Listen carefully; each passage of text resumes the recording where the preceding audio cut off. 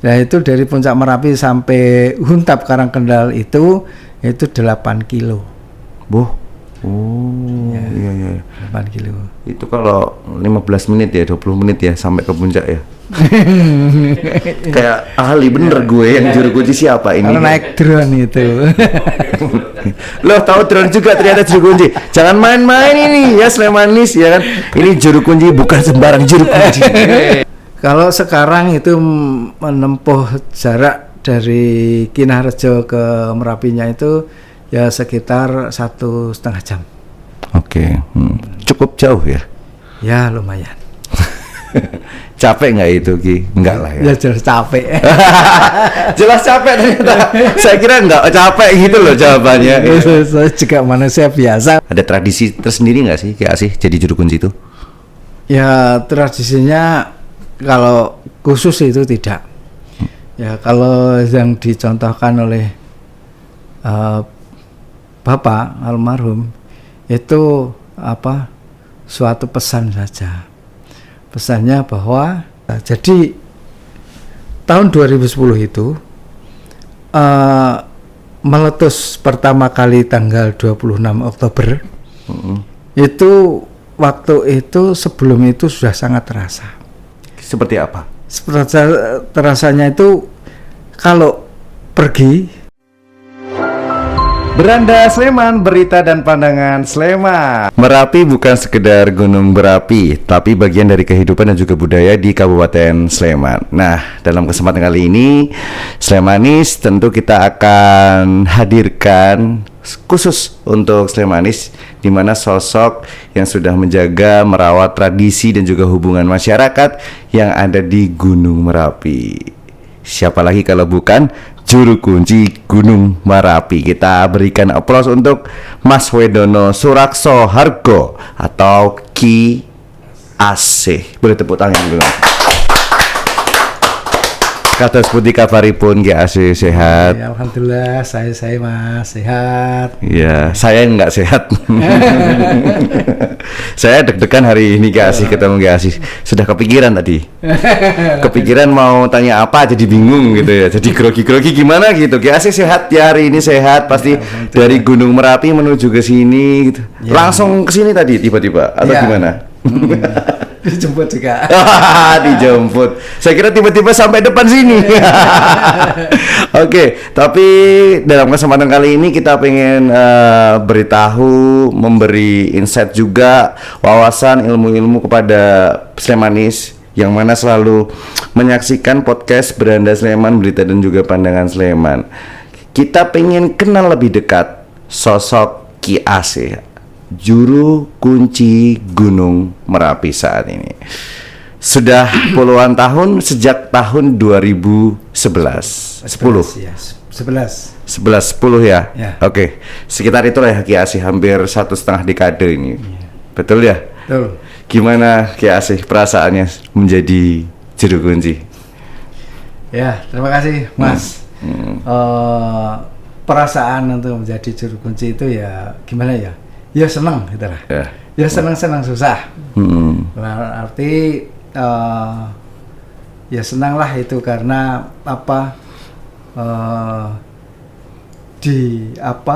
diberi kepercayaan oleh Keraton Yogyakarta sehingga ditunjuk sebagai juru kunci itu saya juga sangat senang sekali. Untuk berarti saya bisa dipercaya oleh keraton. Terus yang kalau susahnya itu ya susah karena seolah-olah itu kita ada keterbatasan dalam arti untuk ya kita bergaul dengan teman-teman, dengan orang itu memang harus berhati-hati. Ya, karena ya dikatakan sudah dituakan itu lah. Beda kalau yang kemarin-kemarin itu sebelum ditunjuk sebagai juru kunci Merapi itu ya kayaknya masih ada kebebasan. Sekarang sudah lebih terbatas ya pasti ya. Terbatas itu. Jadi jelas ada perbedaan ya rasanya dari sebelum dan sesudah menjadi juru kunci ini ya. Kalau melihat sekarang saat ini Ki Asih sudah menjadi pengganti sosok legendaris ya, semua juga pasti tahu, apalagi masyarakat Jogja, Mbah Marijan sebagai juru kunci di sana. Lalu sekarang tahtanya turun begitu ke Ki Asih. Waktu menjadi atau dipilih, ini dipilih atau seperti apa nih Ki Asih jadi juru kunci ini? Itu diajukan. Itu hasil musyawarah dengan teman-teman abdi dalem. Itu yang ditunjuk saya. Tetapi terus yang diajukan saya. Tapi keraton itu tidak begitu terus menerima itu tidak. Tapi itu teman-teman saya sama saya itu dites. Oh, ada seleksinya? Ada diseleksi, okay. Yaitu teman saya itu 9 orang. 9 orang yang menjadi kandidat juru kunci Merapi, meneruskan tugas mulianya Mbah Marijan. Iya. Jadi waktu dari 9 itu dipilih, berarti dari teman-teman abdi dalem atau seperti apa? Lalu bagaimana? Boleh tahu proses seleksinya, Ki Asih? Ya. Seleksinya hanya wawancara saja. Oke. Nah, itu setelah diwawancara 9 orang itu yang yang menyeleksi itu juga 9 orang bergantian gitu. Semuanya diseleksi, di tes wawancara semuanya. Terus ternyata yang lulus itu saya. Wow. Sebentar, saya di sini jadi berpikir, berarti menjadi juru kunci Merapi ini juga tidak sembarangan ya Ki. Dimana tadi disampaikan ada 9 kandidat untuk menjadi pengganti Mbah Marijan. Lalu bagaimana dari proses tersebut ternyata Ki Asih yang terpilih menjadi juru kunci. Kabarnya beliau Ki Asih merupakan putra dari Mbah Marijan, betul leres ya? Iya betul. Berarti meneruskan tahta dari ayah, orang tua begitu. Iya. Ada perasaan beban sendiri nggak? Ini karena ayah ke putranya, atau sebenarnya ya ada berapa bersaudara Ki kalau boleh tahu? Saya 6 bersaudara. Anak nomor? Saya nomor 4. Oh malah nomor 4 ya? Iya. Oke. Karena kakak saya cewek semua. Oh, semua cewek kakak-kakaknya. Lalu berarti Ki Asih ini kemarin dari putra Mbah Marijan Ki Asih aja yang menjadi kandidat. Ya. Oke. Sama kakak saya yang paling tua itu juga. Tapi yang kandidat enggak, itu yang juga kakak saya abdi dalem karena putri. Itu kan yang sebagai kandidatnya itu yang laki-laki. Oke. Baik. Berarti dengan beberapa nama lain ya di luar dari putra dari Mbah Marijan pastinya ya ketika itu. Lalu ini juga tadi sempat Ki Asih sebut bahwa Ki Asih adalah seorang abdi dalem dari keraton. Tadi rekan-rekan yang terpilih menjadi calon juru kunci juga dari abdi dalem. Apakah memang harus abdi dalem atau harus? Kalau enggak apakah enggak bisa? Itu syaratnya harus mengabdikan dulu. Berarti sudah jadi abdi dalem dulu? Sudah, itu kalau syaratnya sebenarnya harus yang pengabdiannya itu sudah lama atau sudah minimal berapa tahun begitu? Minimal itu ya 5 tahun. Oke. Ya, 5 tahun. Jadi 5 tahun sudah mengabdi menjadi abdi dalem baru bisa menjadi juru kunci, kandidat juru kunci Gunung Merapi ketika itu. Tanggung jawab menjadi juru kunci Merapi sangat berat gak menurut Ki Asih saat ini? Tadi disampaikan sempat bilang bahwa dari sebelum mungkin tidak terbatas, saat ini menjadi terbatas. Ya, dikatakan berat ya berat Mas. Karena yang jelas itu istilahnya ya sebagai moralnya itu loh Mas. Tanggung jawab moral. Nah, itu memang ya harus ada bedanya. Ya beratnya itu bisakah saya menjalani dengan dengan tugas keraton itu. Dan juga dengan dikatakan ya dengan masyarakat itu, pandangannya masyarakat dengan mungkin juru kunci atau dengan yang lain itu mungkin beda mungkin ya. Nah itu ya beratnya itu adalah moral itu Mas. Tapi ya senangnya banyak teman, banyak saudara itu ya, saling tolong menolong. Seandainya saya ada kesibukan itu banyak yang menolong. Itu. Oke. Ini menarik sekali. Tadi sempat Ki Asih sampaikan kepada kita, Slemanis, kesibukan banyak yang menolong gitu. Tapi selain jadi juru kunci, kesehariannya Ki Asih bagaimana? Seperti apa? Keseharian saya dulu itu pernah pegawai kerja di UII. Sebagai karyawan. Lalu setelah itu saya sudah pensiun ini. Saya juga setelah pensiun saya juga ya bertani dan saya juga berternak. Bertani dan juga beternak ya. Di atas berarti? Di atas. Nyebutnya di atas ya? Di Gunung Merapi, di lereng Merapi. Iya.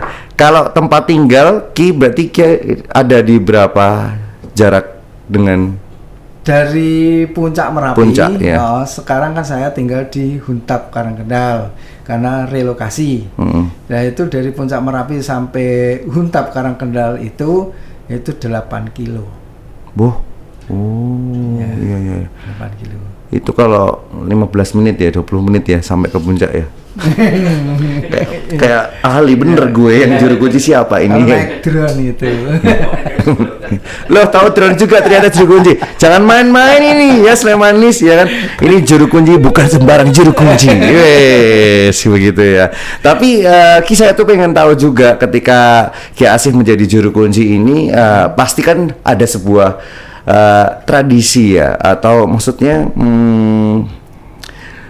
budaya yang kental begitu, yang melekat, yang mungkin dilakukan, yang tidak dilakukan oleh masyarakat biasa. Itu ngapain aja? Bolehkah kita tahu?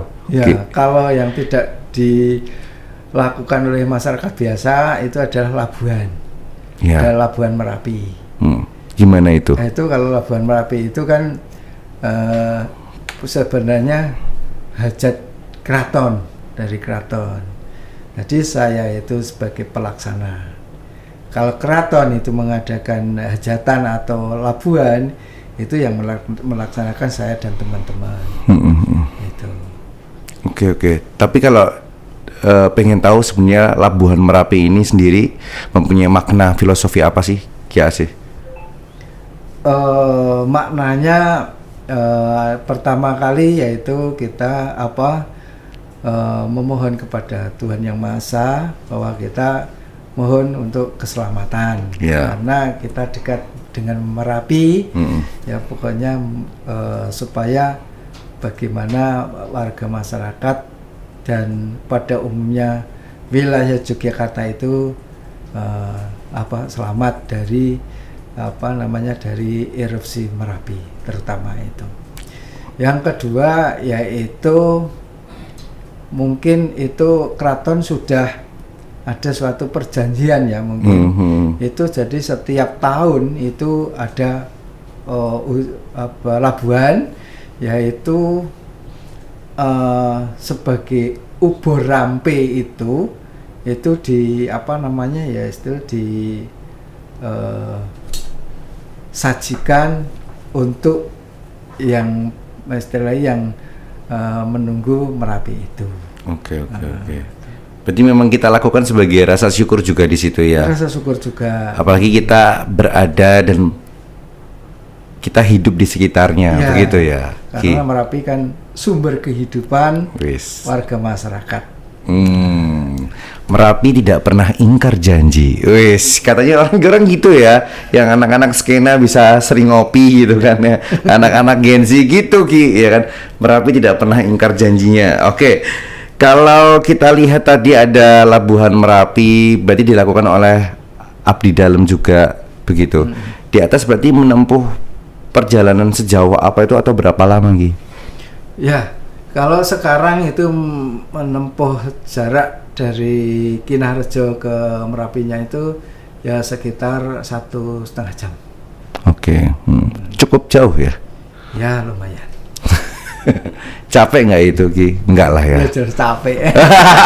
Jelas capek ternyata. Saya kira nggak capek gitu loh jawabannya. Ya kan? Saya juga manusia biasa kok. Waduh, saya kira luar biasa loh. Tapi bener loh ya, Ki Asih ikut labuhan Merapi terus bersama teman-teman yang lain. Kita tadi Ki Asih bilangnya capek, tapi kalau kita lihat di video-video yang ada itu kayak nggak capek sama sekali ya. Yang lain yang udah pada habis low energinya gitu. Kenapa bisa seperti itu Ki Asih? Ya. Apa memang sudah sering labuhan? Hampir tiap hari labuhannya? Sudah ya, terlatih? Sebenarnya kan gini ya, karena tidak artinya sebenarnya ya capek sih capek, tapi karena sudah kebiasaan, karena juga mau labuhan itu persiapan itu lama juga. Nah itu persiapan apa? Persiapannya untuk bersih-bersih jalur labuhan itu dibersihkan itu sampai 2 bulan. Makanya teman-teman dan saya itu setiap minggu itu naik gitu loh. Jadi ya kelihatan tidak capek gitu loh. Karena udah terbiasa gitu terbiasa. Ya. Oke. Makanya itu ya setiap minggu naik bersih-bersih dan itu kerja, tidak hanya naik jalan aja, itu juga kerja. Makanya ya dianggap biasa gitu loh. Saya kira karena jadi juru kunci punya ini energi luar biasa gitu ya. Nggak kerasa capek kan? Kita udah kecapean yang lain tapi Ki Asih masih tetap wow punya full energi gitu.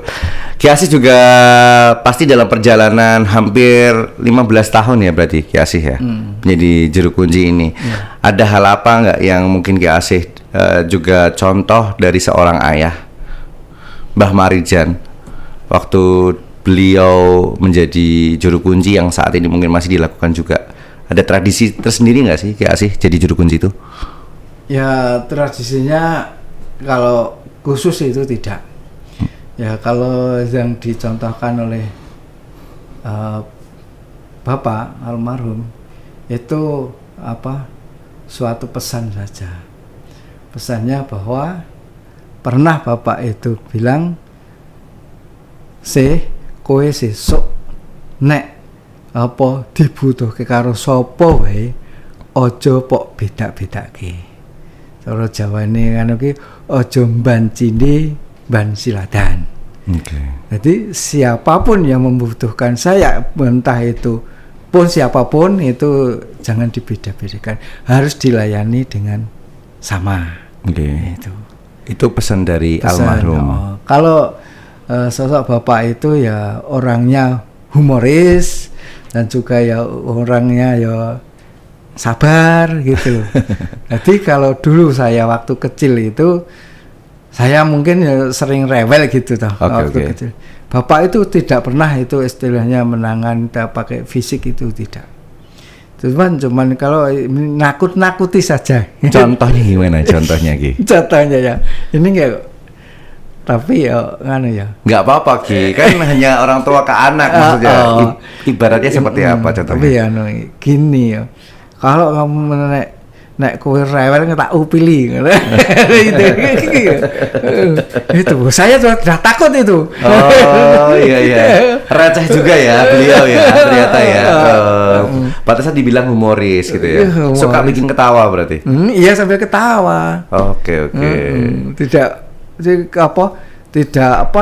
Tidak kelihatan marah itu tidak gitu loh. Oke. Berarti ini kan menjadi pesan yang dibawa oleh seorang Ki Asih juga ya Ki ya. Tadi dimana kalau menolong orang tuh jangan dibeda-bedakan begitu. Terus saat ini dalam perjalanan 15 tahun berarti yang sering dilakukan dari Ki Asih sendiri selain acara Labuhan Merapi, Bukit Bersih-Bersih Merapi, ada apa lagi Ki Asih? Sebagai juru kunci. Enggak. Sebenarnya kalau sebagai tugas juru kunci itu ya pertama melaksanakan labuhan, Yang kedua itu adalah melestarikan budaya atau merawat budaya. Yang ketiga itu adalah melestarikan alam atau menjaga kelestarian alam. Nah, tentang budaya, kelestarian budaya itu ya kita tidak bisa sendiri. Itu harus dengan warga masyarakat. Nah, warga masyarakat pun itu ada budaya seperti apa, kita harus mengikuti dan harus mendukung itu supaya nanti budaya itu tidak hilang. Contohnya kalau di Merapi atau khususnya penduduk Kinarjo itu namanya ada dandan kali. Dandan kali. Bersih sungai. Bersih sumber. Sumber ya. Sumber mata air. Mata air, dan ada namanya nyadran. Terus ada metri dusun itu. Itu seperti itu. Jadi kita tetap masih saya selalu mengikuti dan mendukung gitulah. Oke. Kita berbicara lebih dalam lagi dengan ketugasan Ki Asih sebagai juru kunci. Ada nggak sih Ki Asih kalau sebagai juru kunci itu seperti memprediksi atau bermain feeling atau seperti apa melihat kondisi dari puncak Gunung Merapi? Kan ini juru kunci ya, di mana merupakan salah satu pintu gerbang atau pedoman juga salah satunya untuk masyarakat sekitar. Berat banget pertanyaannya ya. Berat, saya juga bingung jawabnya gimana itu Ki Asih ya. Ada nggak Ki Asih feeling terus harus ini ternyata kan ini kan mau nggak mau Ki Asih sudah terpilih menjadi seorang juru kunci yang mungkin jelas berbeda dengan Firman ya kan, yang hanya rempahan biasa ini. Otomatis kan berbeda kan di situnya. Ki Asih juga seorang abdi dalam yang sudah melalui proses seleksi yang begitu ketatnya sehingga jadi juru kunci selama-lamanya ya, juru kunci ya everlasting begitu. Silahkan Ki. Terima kasih. Ya, memang suatu tanda-tanda atau dikatakan itu feeling itu tentu ada rasa. Artinya apa? Merapi. Contohnya tahun 2010. Tahun 2010 itu tidak hanya saya dan warga masyarakat pun begitu terasa. Terasa. Jadi tahun 2010 itu meletus pertama kali tanggal 26 Oktober. Itu waktu itu sebelum itu sudah sangat terasa. Seperti apa? Terasanya itu kalau pergi dari rumah itu inginnya pulang. Tapi kalau sudah pulang itu takut di rumah. Gitu. Nah, jadi memang tidak bisa istilahnya dipungkiri, itu tidak bisa. Pasti ada rasa. Seperti rasa gelisah begitu. Gelisah begitu. Itu. Jadi warga masyarakat pun juga begitu. Tidak hanya saya. Jadi ya perlu kalau sudah begitu itu perlu meningkatkan kewaspadaan.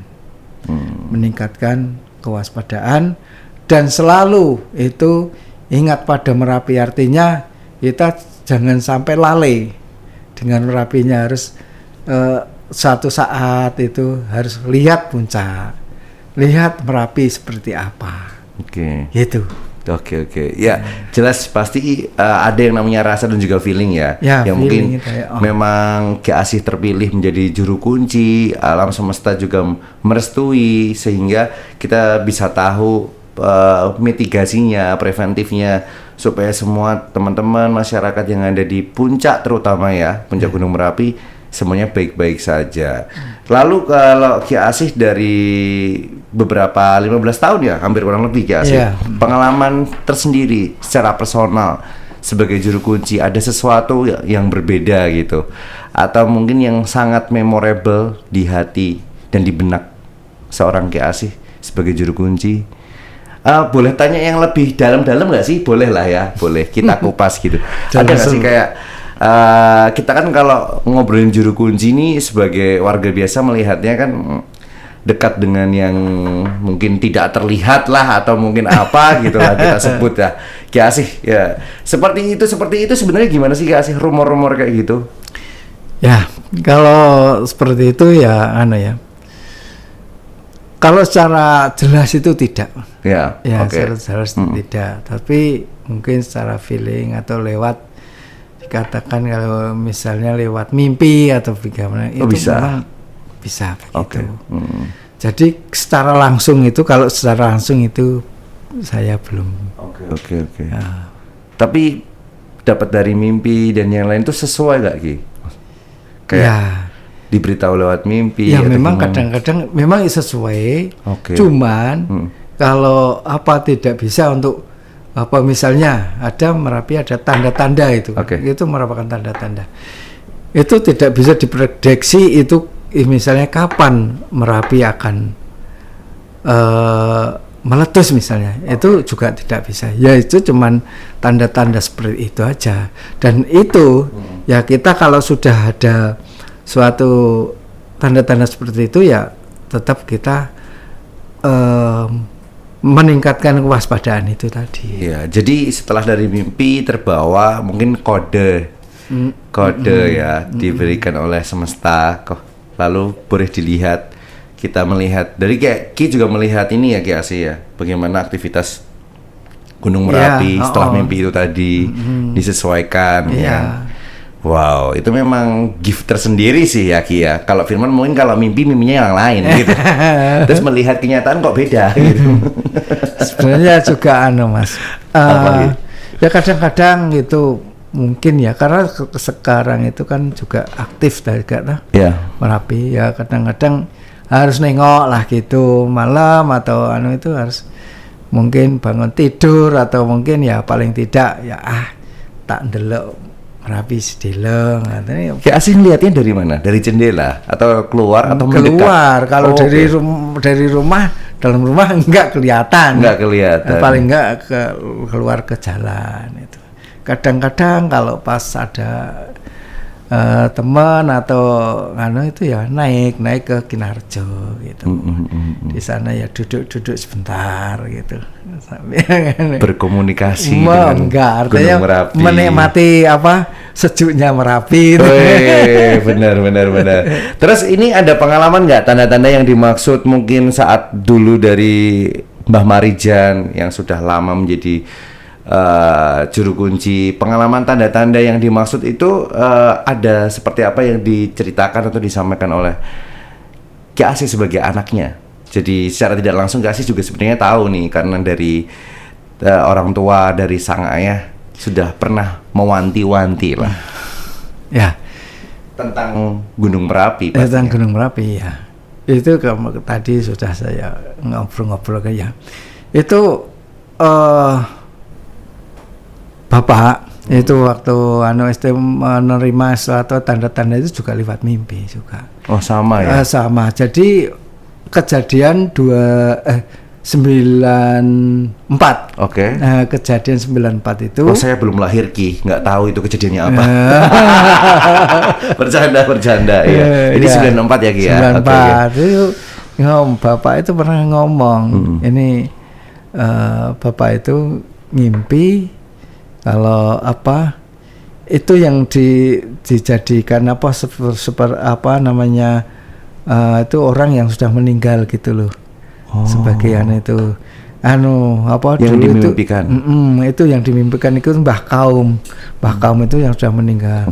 Ini kok saya ngimpi itu si Mbah Kaum itu kok bilang kalau ini saya ini mau resik-resik, mau bersih-bersih. Tapi leku guwang sampah kuwi neng kulon kono. Artinya ke barat ya. Ke barat. Buang sampahnya bersih-bersih itu. Nah itu tasa pas atau kebetulan atau ya memang itu mimpinya itu. Itu terus 94 itu terjadi letusan Gunung Merapi. Itu harinya Selasa Kliwon. Dan asapnya apa? Asapnya itu ke arah Kali Boyong. Itu ke barat itu berarti? Ke barat. Bisa tepat gitu ya? Nah, kalau ke selatan kan ke Kali Kuning, ke Kali Gendol gitu. Kita arahnya agak ke barat, itu ke Kali Boyong. Itu sempat diberitahukan ke keluarga juga waktu mimpi itu? Satu keluarga disampaikan oleh Mama Rejan atau seperti apa kondisinya? Ya, cuman ya pernah ngobrol-ngobrol ya. Waktu istilah pas kumpul-kumpul itu sama bapak-bapak atau pas satu RT itu. Cuman ini bapak ya enggak itu serius itu ngomong enggak. Kok aku ngimpi ya Pak D. Karena humoris tadi ya. Aku ngimpi kok kita mbah kaum ki jare resik-resik ning kulon kono ki ngopo ya gitu buka bapak kok terus ini mereka kan tidak ini arek ono apa ya cuman gitu aja. Wow. Berarti kan tetap mau tidak mau dititipi ya, maksudnya dititipi dari yang di atas melalui sang juru kunci, bagaimana akhirnya akan menjadi pedoman masyarakat di sana juga di puncak Gunung Merapi, di Gunung Merapi ini. Rasanya nggak cukup kalau cuma 2 segmen ngobrol sama Ki Asih ya Ki. Saya sih pengennya seharian ngobrol sama Ki Asih. Siapa tahu dapat ilmu-ilmu jadi juru kunci yang lain saya habis ini ya gitu. Nanti kita akan ngobrol lagi Slemanis dan juga Ki Asih bagaimana Gunung Merapi saat ini dan 15 tahun ke belakang selama Ki Asih menjadi juru kunci di sana. Kalau begitu kita pamit dulu ya. Ki Asih, terima kasih untuk kebersamaan hari ini. Semoga sehat-sehat selalu Ki Asih. Amin. Dan tentunya bertugas dan melaksanakan bagaimana tahta berikut dari sang ayah dengan baik. Saya Firman Putra pamit dulu bersama Ki Asih. Kita ketemu lagi di podcast Beranda Sleman, berita dan pandangan Sleman berikutnya.